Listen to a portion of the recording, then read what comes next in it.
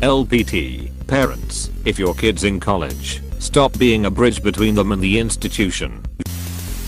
One of my professors got an email from one of my colleagues' parents asking why the homework was so difficult, and said that the parent, was having a hard time writing all of the essays and keeping up with their full-time job.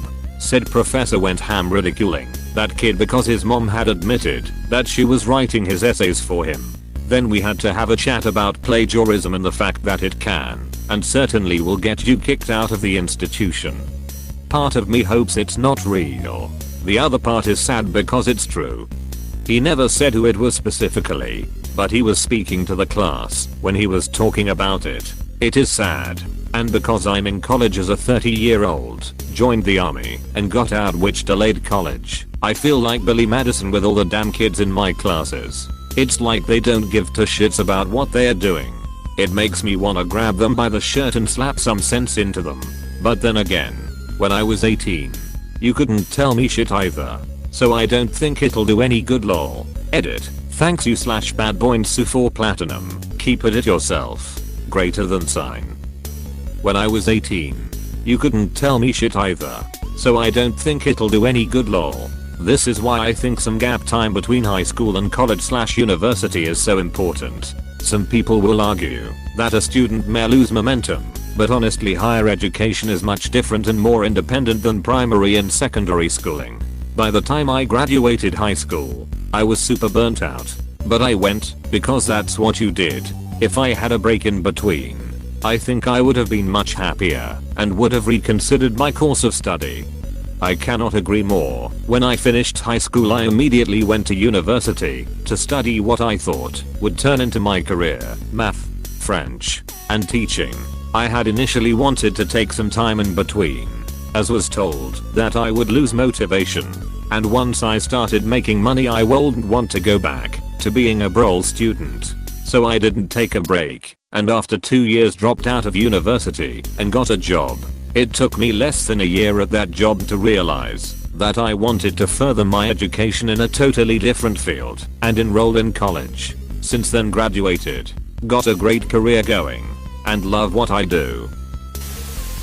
If anyone needs more reasons to follow this LPT, read my story. My freshman year my parents tracked my phone, emailed and called my academic advisor, and demanded access to my school email. If I didn't respond to a text or call they would start harassing my roommate repeatedly, whose number they got on the first day for emergencies only. If I was not in my dorm or the library on a Friday night my parents would call me repeatedly and demand to know where I was. Heaven forbid I'm getting Mexican food with a friend and not acting like a shut-in.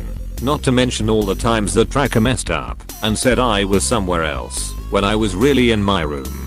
They harassed my advisor so badly that she had to block their phone numbers and emails. She ended up only emailing me on a separate private non-university email. My dad would go through my university email every morning and mark things he thought were important. If I got some annoying spam invite to an event that was sent to the whole dorm or whole student body, he would ask me why I wasn't going to it. He would regularly check my homework on online learning platforms to make sure I was doing it, and remind me of upcoming deadlines every day, and ask me if I had started on assignments or not. This was a quick way to completely alienate their daughter and destroy our relationship. I was absolutely miserable and felt crushed under the weight. I didn't have any room to breathe. My parents threatened to not help me with tuition and pull me from school if I didn't give them access to all my accounts. I felt insanely alone, anxious, trapped, and depressed. My grades began slipping, and I struggled with my mental health. I tried to seek treatment and begged my school counselor and psychiatrist not to email my school email for appointment reminders so my parents wouldn't find out. I eventually failed out of school. I went from being a straight A honors student to getting straight FS and losing my scholarship. My parents wanted me to move home but I refused. I stayed in the same state as my college, got a job, and worked tooth and nail until 3 AM every night to afford my rent and living expenses at 19 years old. I didn't have a car and would often walk to and from work, freezing and terrified. but determined. At 21. While all my friends graduated, I entered college at 17. I was applying for reinstatement at my university again. It was a long and nerve-wracking process, but I was accepted. At 22 I started over. I told my parents I had been accepted and would take out student loans to cover the expenses. My parents offered to help pay, but demanded access to all my shit and control over my life again. I refused. We finally came to an agreement where my parents would help me financially and reimburse me if I got BS or higher at the end of my first semester, without my parents breathing down my back and having access to all my stuff. I got all A's while working 26 hours a week. Since I've been back at school, I've made Dean's List every semester with A's and a few BS in all my classes. The lowest my GPA has been was a 3.6. My parents and I were able to repair our relationship and are actually on decent terms now that they have relinquished control over my life. Do they acknowledge that they messed up? Did you have any siblings that went through anything like this? Kudos to you. Nobody can take back what you did for yourself. They never acknowledged it. My parents' solution has always been to throw money at us or buy things instead of apologizing. I brought up an issue that was really bothering me to my dad last week and tried to do it in a kind way, but instead he lashed out at me and we didn't talk for a week. When he spoke to me again he acted as if nothing happened. This is still an improvement than things before. Both of my sisters went through the same issues as me. Both dropped out of school and never returned. They both have some mental health issues as a result of this kind of upbringing as well. My older sister was estranged from my parents for a few years, but remained a good sibling to me. They are on good terms now, but it took like 10 years of fighting. She is considering going back to school at 31. When I was applying for reinstatement, my older sister was my biggest cheerleader and confidant. My parents didn't really congratulate me or celebrate, but my sister flipped out and always makes sure she tells me how proud she is all the time. My younger sister is heavily medicated and moved away to a different city. We aren't very close, but I think she's somewhat happier now that she's out of their house. You should still seek out counseling at the least. From the sound of it, your parents are control freaks who aren't mature enough to admit when they are wrong. That kind of atmosphere is hard to grow up in. And then it's even harder to keep yourself in it. I couldn't see myself holding much of a relationship with people who treated me like that. Parents don't get a free pass in disrespecting and mistreating you just because they raised you. No one does.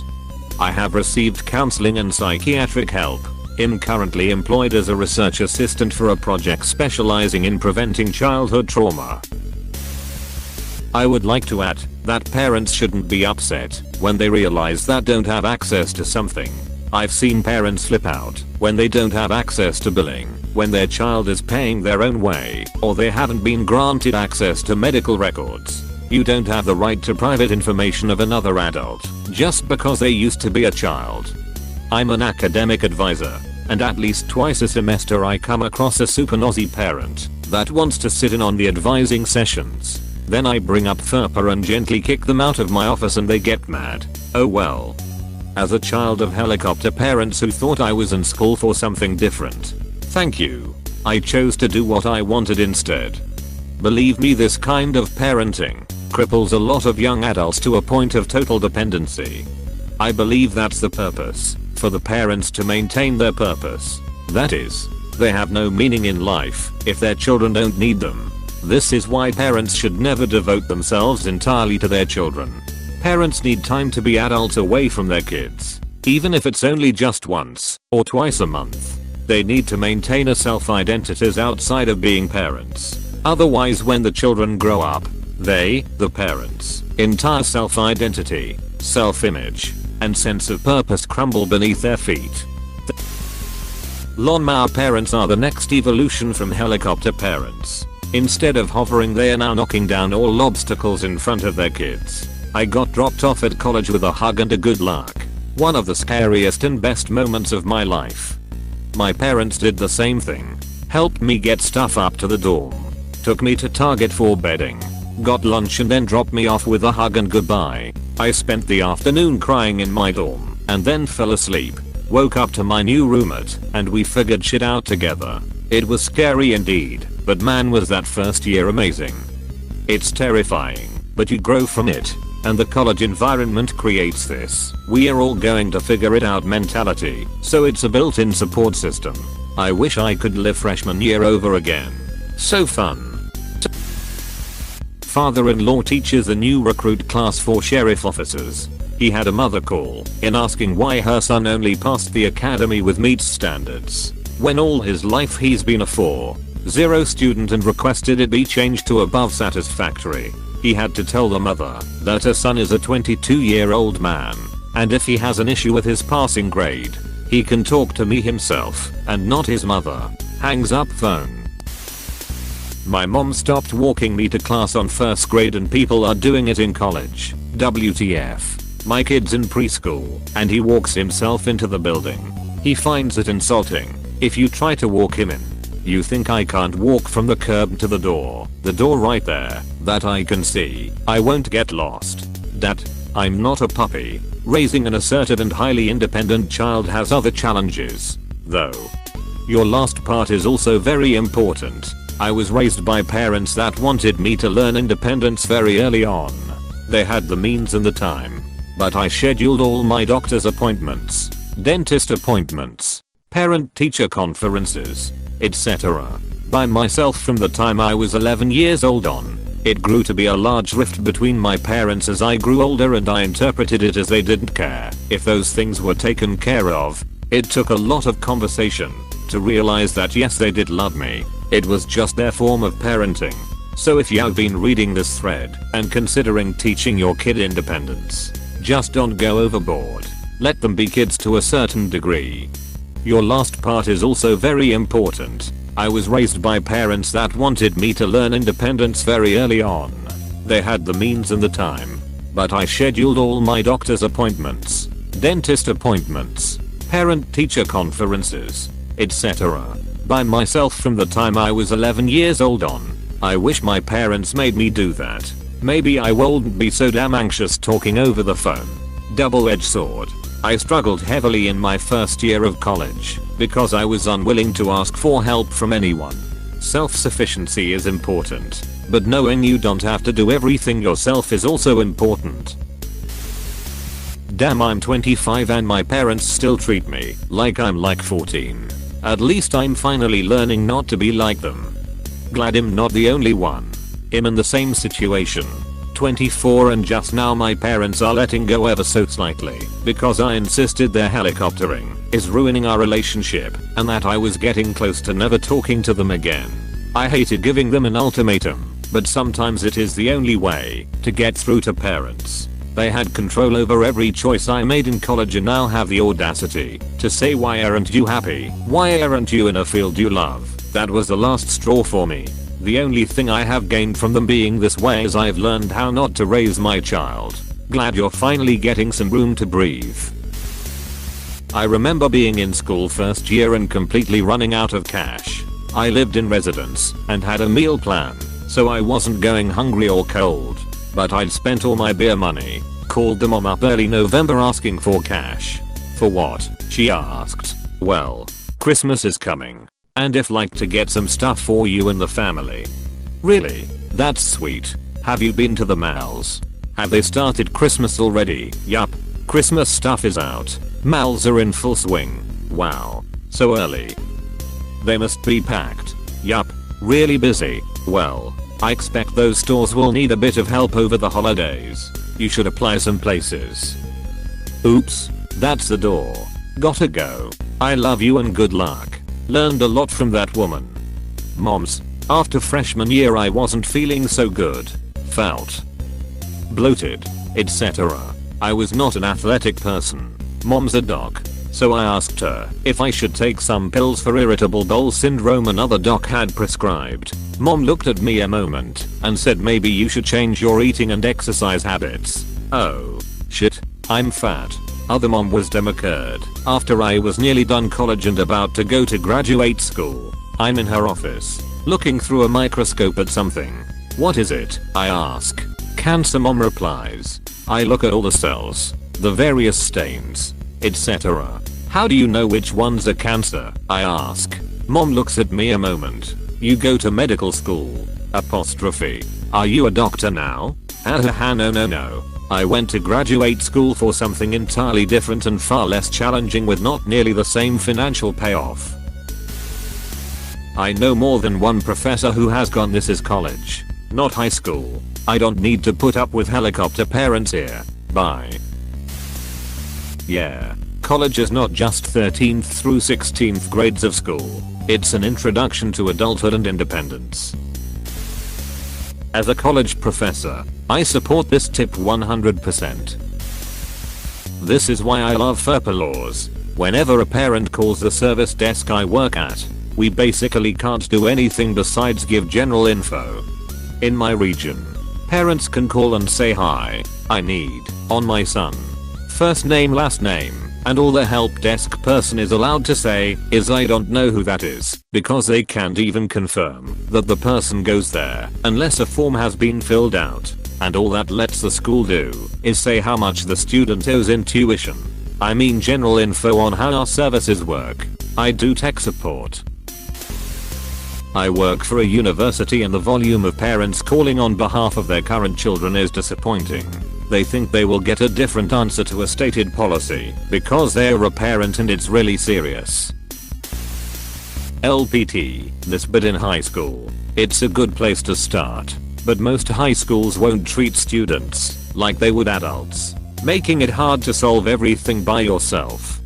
Depends on what you're trying to do. Paperwork stuff has to go through parents' BC of legality, but a student taking initiative to ask for extensions, extra help, tutoring, stuff relating to their course or can totally be done.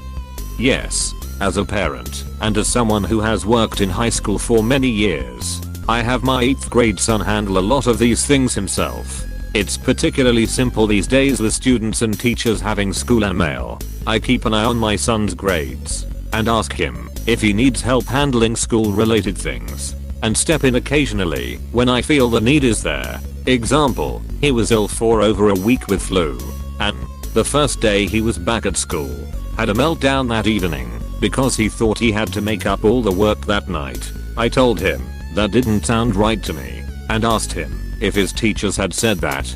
He said no, but everyone knows you have to do that so you can keep up with things. I emailed all his teachers in a group email asking for clarification of the makeup policy after illness. Does he screw up sometimes? Sure. But that's part of learning how to handle things sometimes. And I'd rather he screw up a few grades in middle school than in high school, because colleges don't look at middle school grades. Yes, and I'm thankful for my oldest son's 5th grade teachers. They basically told the parents they need to be hands off unless our kids ask for help. They need to learn how to do their stuff now. So what if they get a bad grade? Better now than later. I don't know where this idea of giving kids some responsibilities is bad. My kids are responsible for setting their alarm and getting up in the morning. My wife and I don't do anything. They get up, they shower, and get ready for school without a word from us. They are 7 and 11 years old. Why shouldn't they be responsible for that? If they screw up, they deal with the repercussions of it. I feel like far too many parents believe that being their kid's friend is paramount. I love my kids and my kids love us. But I'm a parent first and my first job is helping them be functioning members of society. That means they have to be able to function without me. That happens via more and more responsibilities as they grow older. It doesn't happen by shielding them from responsibility then dumping all the world shit on them at 18. However, still be there if they need to ask for help. College has been the time where I'm learning how to be independent, but it wouldn't have been possible without a couple bits of help from my parents in the right places. I teach in college. It's goddamned ridiculous the infantilizing by the parents. It's fucking college. Let your kids grow up. Please do not take this as an instruction to deny them assistance in matters they have trouble with, especially bureaucratic stuff can get really fucking iffy. Having sage advice with this sort of stuff is invaluable and chances are your kids will approach you with some one day. You've hit the nail on the head. Give advice where it's needed, but don't do it for them. College is nothing. I see posts every day about parents calling their adult children's employers over work problems. making their doctor appointments, negotiating their leases, and everything else. A good parent prepares their child for adulthood by teaching them how to run a life, not by doing it for them. And part of that preparation is allowing them to make the occasional mistake and learning how to handle failure and disappointment. That's a big oof. I wonder how their children don't get embarrassed if my mom or dad called my employer. I recently had a co-worker's mom call in on his behalf to tell us he wasn't coming in because he was sick. He's 26. It was odd because we usually text our manager when we'll be out. To be fair, when I've had to skip work because of migraines, my husband usually emailed my work for me because at the middle of a migraine I can't deal with the light of a screen or the noise of a call. So I think there might be some circumstances when it's acceptable for a family member to play that role, regardless of your age. My mum still tries to do this with my job. If I have a shitty day and stop by to visit on the way home, if I vent about whatever went wrong, she'll without fail say, "Do you want me to call them, Mum? I love you, but I'm 31 and a university academic. I don't think having my mum call the university because I'm annoyed at Karen in admin is going to do much for my professional image." She did once call a military base to tell the operator I forgot my lunch, though. It would have been less embarrassing had she called the correct military base and not the US/Canadian Air Force fighter scramble base down the road. Edit. To clarify the military story, I wasn't living on the base and being fed by the military because I wasn't a serviceman. I was the on-call psychologist. Also, British servicemen generally live off base. I've seen it portrayed in movies like servicemen and women live in an open plan barracks and all sleep and eat together. Common misconception. They only live like that during training and when deployed somewhere where regular housing isn't practical. The rest of the time, they live like everyone else. Pretty much. Not that I can speak for how things work on every deployment, as I was never deployed. Sending a civilian psychologist to a war zone isn't most useful or safe thing. Hey, thanks for watching, and don't forget to subscribe.